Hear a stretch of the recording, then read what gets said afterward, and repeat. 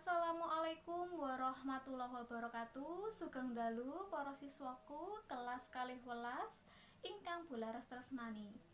Dalu menika Bularas badhe njlentrehaken ngengi materi bab setunggal Serat Wedotama Pupuh Kinanti ingkang bagian sepisanan.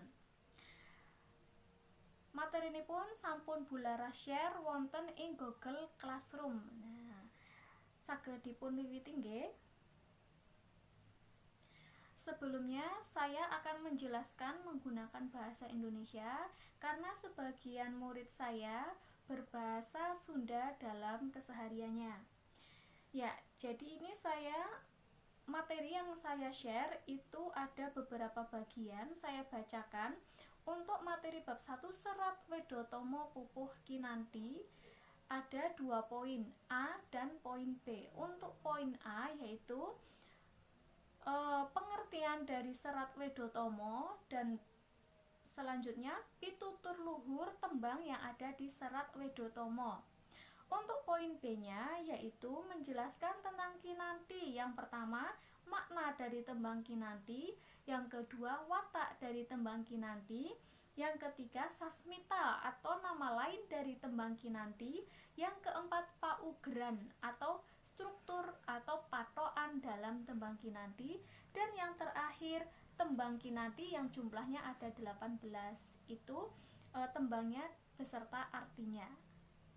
Tembang kinanti adalah salah satu jenis dari kelima tembang yang ada di Serat Wedotama.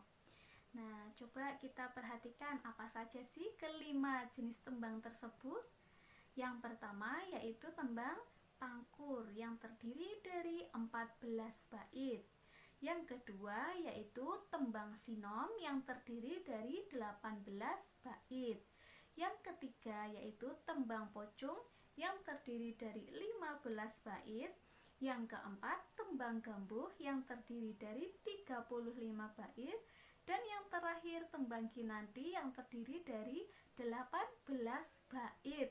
Nah, jika kelima tembang tersebut dijumlahkan maka jumlahnya 100 bait. Nah, jadi Kanjeng Gusti Pangeran Adipati Arya itu membuat 100 tembang dalam Serat Wedotama. Sekarang kita masuk ke makna atau pengertian dari tembang kinanti. Maknanya, tembang kinanti asale saka tembung kanthi utawa nuntun kang ateges dituntun supaya mlaku ngambah panguripan ing alam dunya. Jadi, tembang kinanti itu berasal dari kata kanthi yang artinya dituntun. Itu maksudnya menggambarkan manusia yang sudah dewasa, yang mau beranjak dewasa, yang dituntun atau dibimbing oleh orang tuanya. Supaya apa? Supaya bisa menapak kehidupan di alam dunia, supaya orang tersebut memiliki sikap yang baik. Nah, jadi seperti itu maksudnya. Sekarang kita masuk ke watak dari tembang kinanti. Watak tembang kinanti iku seneng, tresno asih, mitutura, nuladani. Mula lumrahe dinggo kanggo menehi pitutur lan crita kang nelakake rasa tresna asih. Jadi wataknya itu senang, yang kedua cinta kasih, yang ketiga itu menasehati, yang keempat itu memberikan contoh. Jadi tembang kinanti itu cocok sekali digunakan untuk memberikan nasihat dan menjelaskan tentang arti cinta kasih. Nah, jadi seperti itu.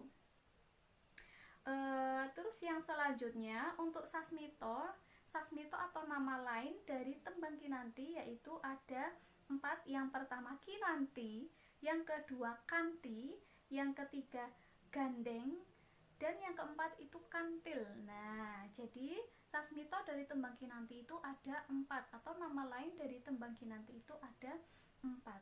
Nah, yang selanjutnya yaitu 18 bait tembang kinanti. Nah, saya jelaskan untuk bait pertama yaitu mongko kanthi ing tumuwuh.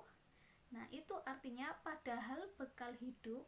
Nah, baris yang kedua, salamimung awas eling, selamanya waspada dan ingat. Yang ketiga, eling lukitaning alam, ingat akan pertanda yang ada di alam. Dadi wiryaneng dumadi, menjadi kekuatan hidup. Supatinir ing sangsaya, supaya terhindar dari sengsara, yaiku pangreksaning urip. Begitu cara memelihara hidup. Nah, jadi maksud dari bait pertama yaitu menjelaskan kepada manusia bahwa untuk memelihara hidup supaya tidak sengsara itu kuncinya ada dua. Yang pertama harus selalu waspada, dan yang kedua harus selalu ingat. Nah, kita perhatikan waspada atau berhati-hati. Contoh kecilnya saja seperti ini. Jika kita sedang berjalan atau berkendara, kita harus hati-hati supaya tidak apa? Supaya tidak jatuh. Nah, contohnya seperti itu. Eling lukitaning alam, ingat akan pertanda yang ada di alam. Nah, contohnya seperti apa? Coba perhatikan pertanda apa yang ada di alam. Contohnya banjir. Nah, banjir itu peringatan bagi manusia supaya apa? Supaya kita tidak boleh menebang hutan sembarangan, tidak boleh membuang sampah sembarangan. Apa yang harus kita lakukan supaya tidak banjir?